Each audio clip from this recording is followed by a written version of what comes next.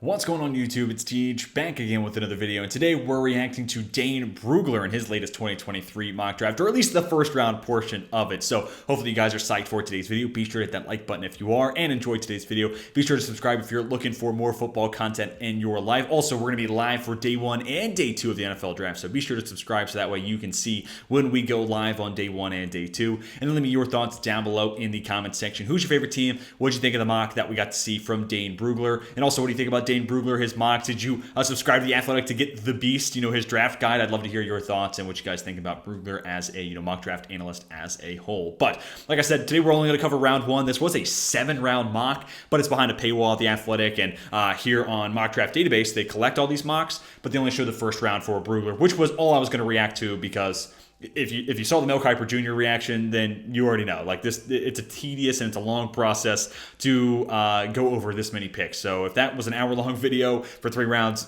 I don't want to know how long 7 rounds would take. But let's waste no time and go ahead and jump into this. Bryce Young goes 1. This is the pick I would make. So, yeah, glad to see Brugler is sliding him into Carolina. And same thing I said for the McShay and Kiper mock. I think quarterback is the right selection there for Houston. I'm going to go in a different route on Wednesday, which may surprise some people, but, we'll see. We'll have that conversation once we get there. But I do think they'd be foolish to pass on quarterback. Stroud, with his relationship with his agent and that being the same agent for Deshaun Watson, could complicate matters, but just focusing on the fit, I think he is a good processor, very accurate, would be a good fit for Bobby Slowick in that offense. Cardinals draft Will Anderson. Yeah, I think this makes all the sense in the world. They need an identifying piece on that side of the ball. Will Anderson easily has that potential to be a double-digit sack type of guy year in and year out and give that defense like a face of the franchise. Then we get to the Colts, Anthony Richardson. Also, this makes a ton of sense. Whether it's Richardson or it's Levis, I like the idea of getting these toolsy quarterbacks in the hands of Shane Steichen. And, you even have Gardner Minshew there to kind of start in the meantime. I think Richardson should play right away, but I do find myself in the minority with that opinion. So they have Gardner Minshew to buy Anthony Richardson some time. And also, Steichen and Minshew coming over from Philadelphia, that will help out Richardson in this case, because Minshew knows that offense, knows the playbook, and he can kind of mentor Richardson from that standpoint as well. Tyree Wilson then to Seattle. I know a lot of Seahawks fans don't like this pick. I personally don't get why they don't. I think it's a good fit. He kind of checks a lot of the boxes when it comes to being this huge human being with insane arm length. He kind of checks a lot of those boxes that they've typically drafted with in years past.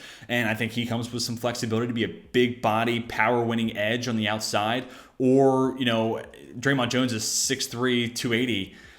Tyree Wilson's 6'6", 270, 275. I don't see there's much of a difference, so he could also play 3-tech. Either way, though, wherever he does line up, high-level run defender, which this team could use, and then you clean up his hand placement, and he has the potential to be a double-digit sack a year type of guy. Christian Gonzalez then to the Lions. Wouldn't hate this whatsoever, whether it's Gonzalez or Witherspoon. I kind of feel like Witherspoon's a little bit more their guy with the attitude, the hard hitting. I feel like Campbell and crew would buy into that. But if they go with the upside play, my number 1 corner, Christian Gonzalez, wouldn't hate that whatsoever. And after they move on from Okuda, they're looking for that long-term piece, because Mosley's a 1-year deal. Chauncey Gardner-Johnson's this nickel corner safety hybrid. He's on a 1-year deal. And then Cam Sutton, yeah, he's there for some time. But they could still use that top-end cornerback 1 long-term potential. I think Gonzalez brings that. And then Witherspoon at 7. You could easily flip these 2 guys, but I'm not mad with the order in which they go. This is how I have them ranked: Gonzalez then Witherspoon, by just kind of a hair separating them. Witherspoon's coverage, flexibility, and versatility is a great addition for Patrick Graham. Again, I could say the same thing about Christian Gonzalez, but for the Raiders to get an NFL-ready, competent starter right away in a division that features Kansas City, LA, and Denver, I think that's a big win. And then the Falcons take Nolan Smith. Yeah, I think this is possible. Maybe they explore some trade-down options. Especially, Will Levis ultimately is going to be selected at 11. Maybe these 2 teams could trade places and you feel a little bit better about drafting Nolan Smith at 11 versus 8. But nevertheless, high character guy, really good run defender. So despite him being 235 and Arnold Ebiketie being lighter on the other side, I really don't worry about the run defense component of it, because we've already seen Nolan Smith is a really, really good player in that regard. And I think you can bulk him up and still have him be a twitched up, insane athlete that then, hopefully the pass rush potential kind of follows suit. Bears land Jalen Carter. I know they still do like the player that is Jalen Carter, and he would be an awesome 3-tech. And then I think the best draft for the Bears, talent-wise, looks like Jalen Carter at 9 and then trading up in the second round to get DeJuan Jones, where I think that would be one of the best landing spots for DeJuan Jones to go because you'd have to rush contain against Justin Fields, and that makes Jones all the better.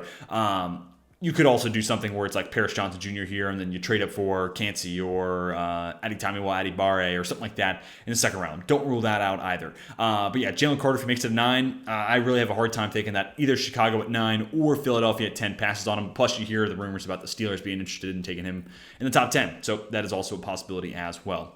Eagles draft Lucas Van Ness. I've said this 1,000 times. This is a great Brandon Graham replacement, a guy who is on the younger end, so you can kind of develop him for a little bit. And I also like the buy-in for him coming from Iowa, where it's like, where older guys start. And he was fine with that. So he played on the interior, and we didn't really get to see what the bend's like. I think he's got more bend than people want to give him credit for, but this guy is a speed to power specialist, and therefore, again, kind of feels like the new age Brandon Graham replacement for Philadelphia. Titans take Will Levis. Yep, I think this gives them an option to reset the QB position, trade Ryan Tannehill maybe to Atlanta, depending on if they're in on Trey Lance or whatever, or elsewhere for another team that might just be interested in a solid backup, maybe a top 32 starter to kind of keep them afloat in Tannehill, free up that money, and then you kind of turn the reins over to Will Levis, let him develop, grow on the fly, and then give yourself a chance long term, right? Because you're looking at Indy taking a quarterback, you're looking at Houston taking a quarterback, the Jags are already kind of the front runners of the division. What's Tennessee then going to do to stay competitive? And if Levis makes it there to 11, I think that's their chance to get that future franchise guy and stay relevant in the division. Myles Murphy goes 12. He's a guy that I feel like he's going lower than he should be in mocks because high-level run defender, can win with power right now. Also, all these Clemson guys, I talked about this in my last couple of videos where Clemson has done a great job developing these guys. And I think part of that, Clemson, their coaching staff, all that. They also run Brent Venables and even last year, a ton of three-man fronts. So Brian Brzee catching double teams. Myles Murphy is catching double teams. KJ Henry, same thing. So I feel like that plays a big factor in it as well. So Myles Murphy, NFL level, with some proper coaching from D'Amico Ryans. I'm excited about that fit. And then just see more one-on-one opportunities. He may just get inherently better as a pass rusher. Granted, he doesn't really have a move set, so it'd be just kind of winning with power in one-on-one spots. But you are more likely to win it with power one-on-one versus one-on-two. Naturally. Then Paris Johnson Jr. makes it to the Jets. Would love this for New York. My OT1, they need tackle. This has been kind of the pick in every mock that we've reacted to. So it makes a ton of sense. Buy you some flexibility with whatever happens with Becton, Brown, Mitchell, and company. Then Broderick Jones goes the next pick to New England. I think he's a solid fit for that gap scheme. I'd almost prefer to see him go to a zone blocking scheme just because I think he's really good blocking on the move. But nonetheless, you clean up his hand placement and have him stop ducking his head, and I think he'll be fine in whatever blocking scheme he gets into. You draft Broderick Jones. You hope to polish up the pass pro. You flip Trent Brown over to right tackle. Riley Reiff then as a swing. That's a solid duo. And also, Broderick Jones gives you at least one competent starter moving forward, and I think him and Brown could be your tackle duo this year and then maybe one more year and maybe the year after that, but at least gives you one guy that you can count on starting for the next 5. Then we get Peter Skoronski, the Packers. If he makes it here to 15, I've been going pretty defense heavy for Green Bay. Skoronski's honestly the one offensive player that could make me change my mind. Not JSN, not Kincaid, despite how awesome that would be to add to the offense, but Peter Skoronski, because the guard tackle flexibility, given Bakhtiari's injuries, Elton Jenkins missing times, I think that all kind of lines up there. So love that pick, and honestly at 15, even if he's a guard, even if you solely draft him to be a guard, to get the best guard in this class at 15, I don't think it's a bad value whatsoever. Then Bijan Robinson at 16 to Washington. That is interesting. I think the betting market tab is over-under set at 17 or 16.5. So for whatever reason, it does feel like Washington is kind of this key turn point in the middle of the first round for Bijan Robinson. Pairing up with Brian Robinson, really fun. What are you doing with Antonio Gibson then? Or are you just kind of moving on? I've talked about in mocks where I have Bijan go to the Lions. It's like, okay, cool. And now you trade DeAndre Swift. I know Washington is, in last year at the deadline, I know they were fielding some calls about Antonio Gibson. Could they do it this offseason? I don't rule it out. Robinson plus Robinson, it actually both would be B. Robinson. That's funny as well. That could be your 1-2 punch moving forward. My problem, though, I think there's some other areas Washington could address. But, a team that, Ron Rivera's talking about, want to run the ball 2 times to 1 versus, run to pass ratio. This could be that same type of, thinking coming into play. And Ron Rivera is the director of player personnel, so ultimately it is his say. Steelers get Joey Porter Jr., so you get the legacy ad here, and then really the most important part of it is you get that potential number 1 corner long term. Now he is, widely considered, man press specialist, cover 2-4-6 off of that. But I think when you sign Pat Peterson, it's like, you're telling me that you want to run more zone coverage, because that's what Pat Pete is at this point. And I don't think Joey Porter Jr. can play zone, not by any stretch. I just said he can run cover 2, 4, 6, and maybe Pittsburgh shifting to more cover 3, cover 4, and that's kind of the way they mix in some more man coverage-ish looks with cover 4 versus just true man. Maybe, but I would just wonder what this defense looks like long term, and without knowing the 3-cone for Joey Porter Jr., does he have that ability to break on the ball, go make a play on a receiver, all that sort of stuff, plant the back foot and shoot. But nevertheless, everything else about Joey Porter Jr. to me screams first-round pick, and that's why I had him in tier 1 of my cornerback rankings. So even with that one spot that I am a little worried about, I still love the player, and of course, Pittsburgh fans would be so elated to see Porter Jr. Heading to the Steel City. Lions draft Kalijah Kancey. I think this would be a really, really fun ad. And, I had a mock, I think it was like 3 weeks ago now, where I think like the perfect first round haul for Detroit would be Christian Gonzalez, Bijan Robinson here, and then trading into the first to get Kalijah Kancey, maybe trading with Minnesota, who they've already had a couple deals with. That's what I did in that mock. But I could also see a world where it's like, hey, Robinson's off the board, so we're just going to stick and pick, take Kancey here, get this explosive pass rush specialist in that 3-4 DN spot. Hopefully Lee McNeil can keep him clean in run defense. And if so, man, that much more firepower on the defensive line paired up with Hutchinson and Houston and McNeil, and you already added a corner. That defense is already looking a whole lot better than where it was last year for the Lions. Darnell Wright then at Tampa Bay. Yeah, Wright's been catching a lot of hype, but I do think like 19, it makes a lot of sense. Like I could see him lingering to this point in the draft, and then you get here and like Tampa Bay saying, we'll move Tristan Wirfs over to left tackle. We'll have Darnell Wright, who might be the strongest tackle in this class, therefore creating this insanely strong tackle duo. And we're giving Baker Mayfield, a good tackle tandem. We're giving Kyle Trask a shot. And then in the event, let's just say those two guys don't work out, Caleb Williams or Drake May or whoever it is at the top of the 2024 board is going to step into a solid offensive line situation, not get murdered right away. So I love this pick for the now, but I also love it for the future in Tampa Bay. Jackson's been the jig, but God, if he makes it here, this would be a sprint the card in situation. There are other holes that Seattle can fix, but dude, JSN in the slot, high volume, explosive separator, work in the middle of the field on top of DK Metcalf and Tyler Lockett.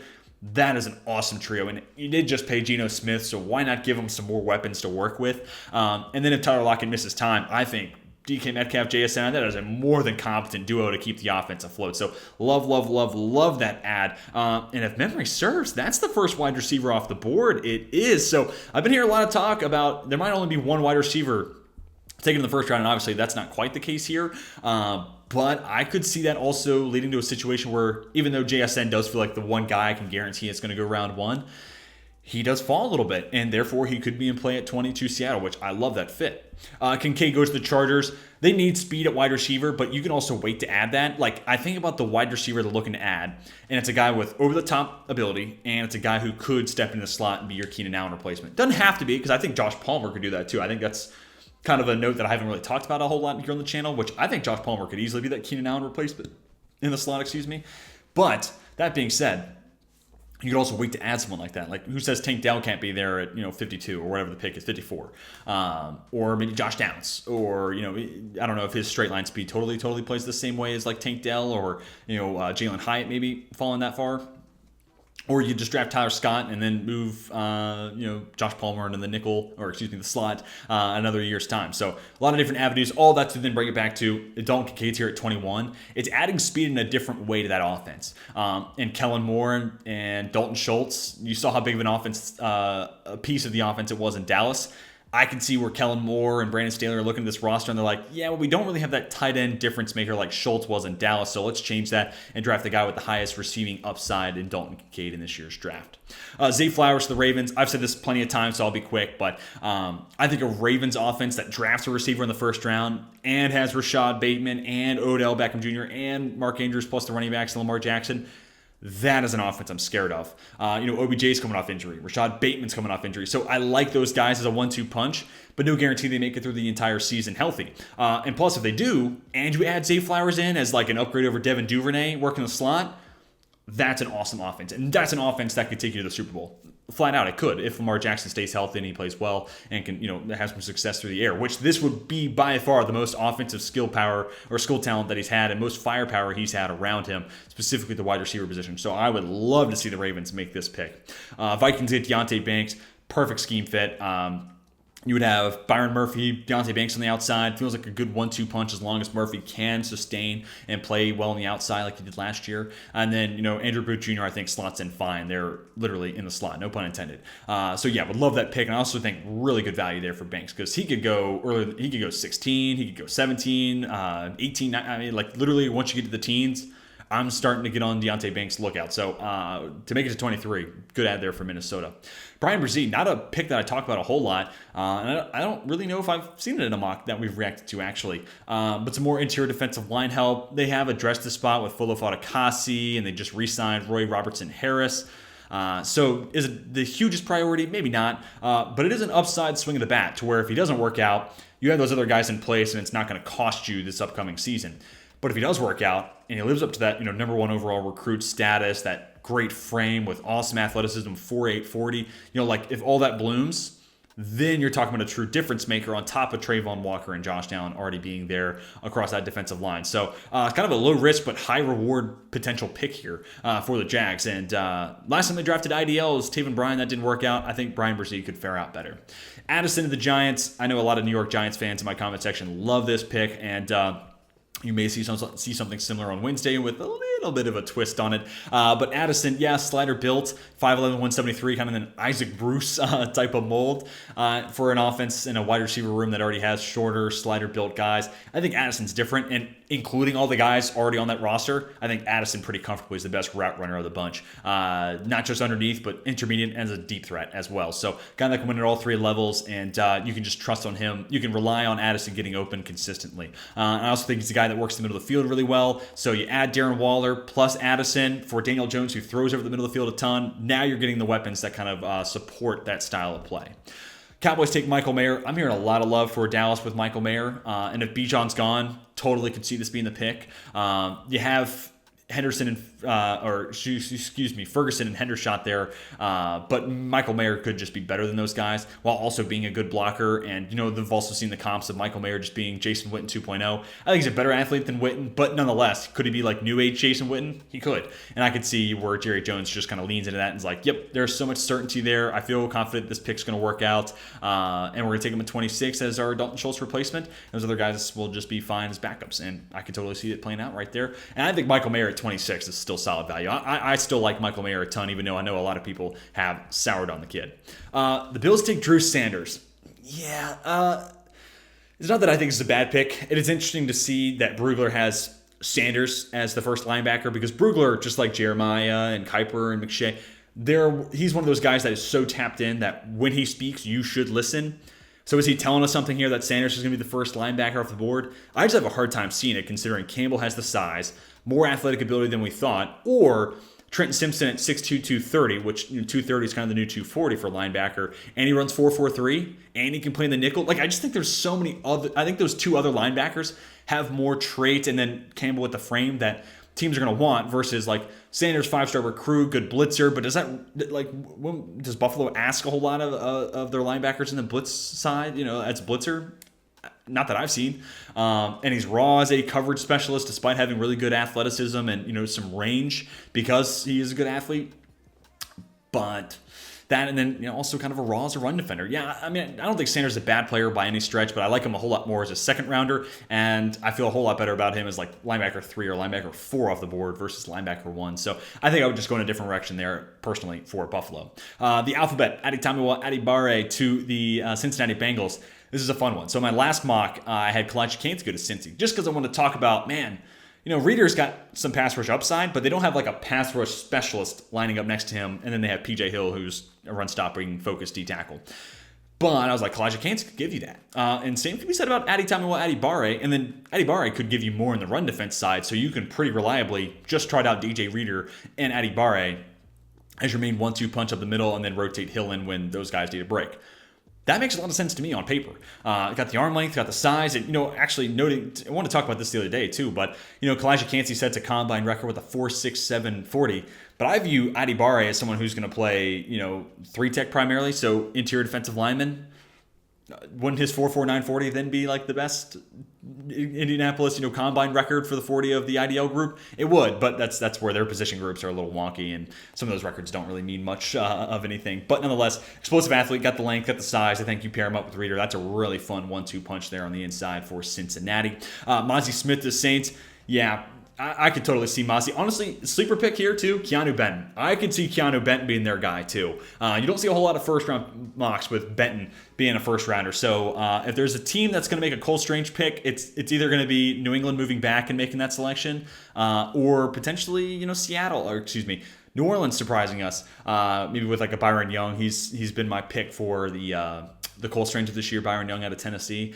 But Keanu Benton could be another name in consideration there. But getting to the true pick here that Brugler made, tangents aside, Mozzie Smith makes a ton of sense as an Onyemata replacement, but then the upside as a pass rusher where this team is still looking to find some extra juice. You follow it up at 40 with another edge rusher to be that third guy and a potential Cam Jordan replacement. I like the draft path that drafting Mozzie Smith here at 29 builds out. Now, there's other guys I'd go with here. If Brzee was available, I'd like that. Cansey's gone as well. Same thing could be said about Adibare, but the upside is undeniable about Mozzie Smith, but I almost could see them also opting in for the higher floor and the production they know they're going to get from Benton right away.